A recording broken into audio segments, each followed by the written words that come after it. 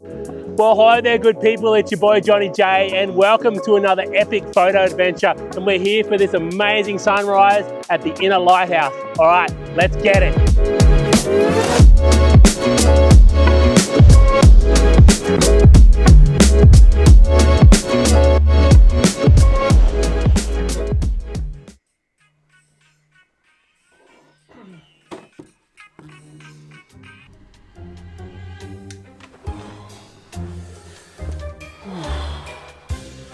You know what they say, you always got to be prepared for the shot.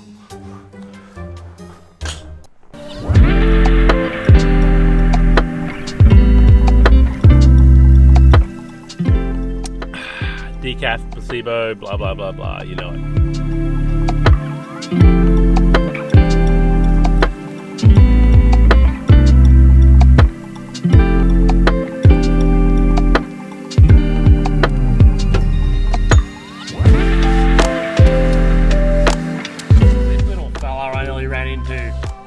Hello, matey.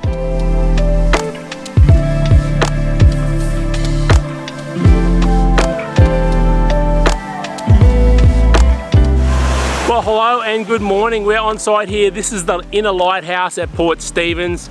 I'm hoping there's some rocks exposed here underneath the light. I haven't been here for a little while, and yes, I didn't get to scout this location. I just totally ran out of time. So we're winging it this morning, which I don't recommend. So fingers crossed we get a composition. A couple of things I can see is there's some nice water movement. You can hear that water behind me. I can see it lapping up. It's about a mid to low tide, so I assume these rocks are going to be exposed down here. Fingers crossed. Now you can see this beautiful cloud behind me as well. It's awesome. I love these broken puffies, I call them. They're some of my favorite cloud, but the problem is there's none in the direction we want to shoot. But the good thing is they are moving that way, and we've still got about 45 minutes or so to sunrise. So fingers crossed it all comes together. Wish me luck.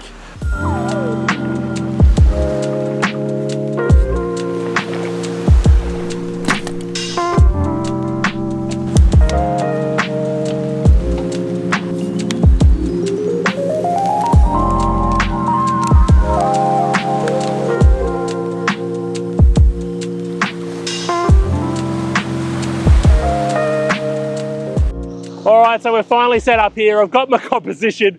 As you can see, I am in the water. I'm getting wet. The waves are washing all the way around me right now, but that's okay. Let's have a look at this composition. All right, you can see here we've got this nice big triangle foreground rock. We've got our background.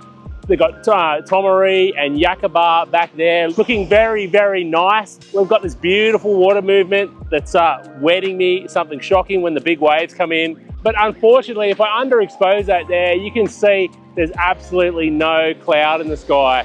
So unfortunately, we didn't get the cloud that we were hoping for. And that leads me to another point. This morning has been crazy. Oh, I forgot a piece of gear. I woke up with a sore toe. I think there's gout coming on, which totally sucks. I had about 4 hours sleep. But you know what? I am excited to be out here. This is why I do it. It isn't actually for the photography, it's for me personally. And this is what I love about going out and photographing in nature. It's just getting out there, doing your thing, enjoying yourself, creating memories, and having a good time. Even though we haven't got the brilliant throw of color that we're gonna get, who knows, we might do a sky replacement later. I'm still more than happy to be here, get my feet wet, be near the ocean, and be out in nature. One tip I have for you is when you're in sands, particularly soft sand like this, you can see my feet are just sinking in like crazy. You want to put some weight on your tripod. Once you get your composition set up, put some weight on your tripod and really lean down on it. Push it into the sand, and that'll help with stability. Because the last thing you really want is your tripod moving with these longer exposures when you're getting this water movement. So really important to get that stable tripod. Particularly today, the water is just moving like crazy around me right now. It's just insane. So what I'm gonna do now is I've actually taken the 2-second timer off, and I've got it on continuous frame rate here. So it's just gonna take multiple exposures over time on an F8.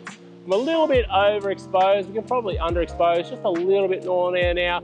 So I'm at about a fifth, which for me, I love a fifth. A fifth to 6 is a great water movement. And I'm just gonna take a heap of frames now, just as this water moves by. Oh, lovely. All right, let's play a couple of those back. And you can see we're getting epic water movement there. Beautiful, beautiful. I love these ones where the water's sort of half in and half out. You can also see there's a bit of a distracting element over here, a rock. I'm going to take that out in Photoshop, okay? I just could not frame that rock out. It was absolutely impossible. So I'm just going to keep working with this water now, and as it sucks out, now I want to start taking my shots. I love this suck out. Look at it. Oh, that water movement is just beautiful. All right, let's take a few more shots as this come in. Get the suck out. There it is. Oh, beautiful, beautiful. Oh, them last ones were just epic. Absolutely epic. Let's let them ride to the car there. Oh, yes, look at that. That is cool. Let me zoom in on that one.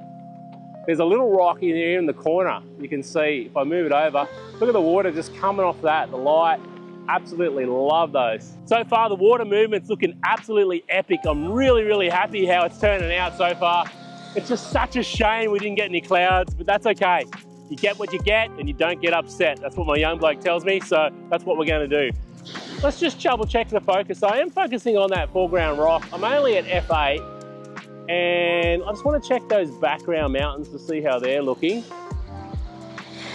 Yeah, they're looking great. So they're nice and sharp. So because I'm so far away from this rock here, the focus point on that is fine. I'm getting nice sharp focus all the way through, which is awesome.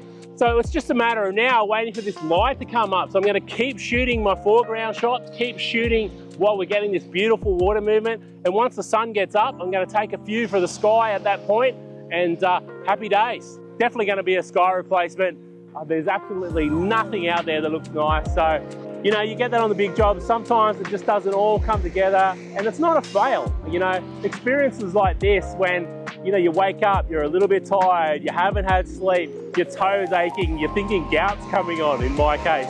I'm getting soaking wet by these waves washing in. It's absolutely crazy at the moment. The clouds blow away. The prediction of the clouds isn't right. There's just a heap of things. I left some gear at home that I needed for filming. Yeah, just crazy, crazy things happen.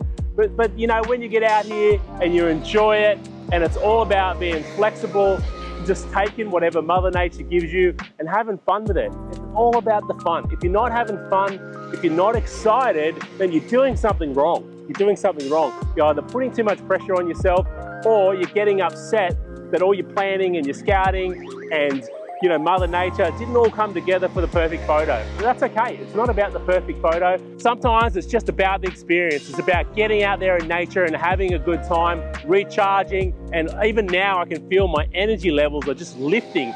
I'm super tired after about 4 or 5 hours sleep, but my energy is just lifting. And we may put it down to the decaf. I don't know, it might be the decaf placebo effect. You know all about that. I've spoken about that before, but mate, at the moment, it's just good to be here. Makes me really happy just out here doing this.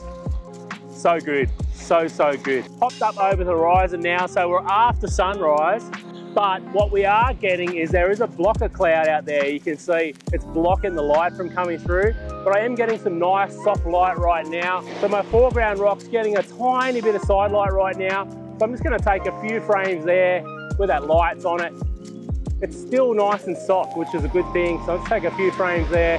I'll take a couple of last minute frames for the exposure for the sky. Well, that's about it, I think. I don't think there's too much more gonna happen over there. I am going to hold onto my tripod because this wave coming is massive.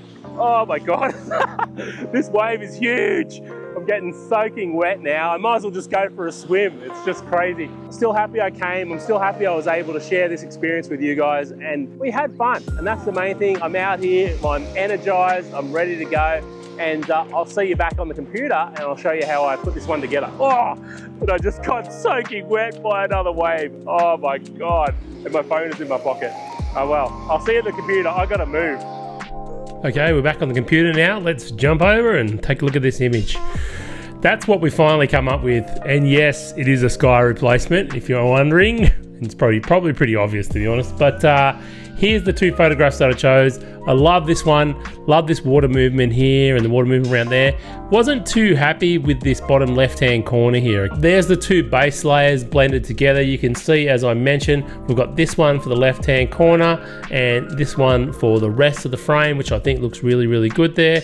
And here's the adjustments with the sky replacement. So if you are going to do a sky replacement, it's really, really easy in Photoshop. You just go up to help, type sky replacement, it's under edit, sky replacement down there, and it's really, really simple to replace the sky. I actually use one of my own, so you can drop your own sky in. There's a number of skies that are already built into Photoshop already, but the important thing to do is make sure the light direction is the same as your foreground. You can see I picked a sky that had this brighter orangey area on the right hand side, which works in well with the reflection I have on my foreground here.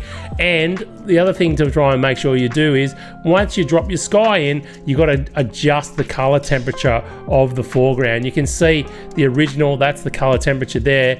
If I had just left that sky on, you can imagine the color temperature would be way off in that foreground. So to pull this off, it's a really good idea to try and match the foreground and the sky color temperature. And if you have a look here, there's before, after, before, after. So what I've done is I've actually shaped the light. I've added a bit of light up here in the top right hand corner just to help blend those 2 areas together and make it look a lot more seamless. And to be honest, I'm really happy how that turned out. I think it worked out really, really well. And I know a few of you will be saying, but it's not realistic, Johnny, it wasn't what was there. But in the end, you're the artist, you're the photographer, you get to make these creative decisions. It's up to you to decide which way you want to take a photograph. So if I want to drop a sky in, it's up to me because I'm the artist to make that decision. Anyway, it's a fun thing to do, and it's just makes for a nice final image, I think, just adding that bit more drama in the sky rather than this where it was nothing at all. So anyway, it's a creative choice. Let's leave it at that.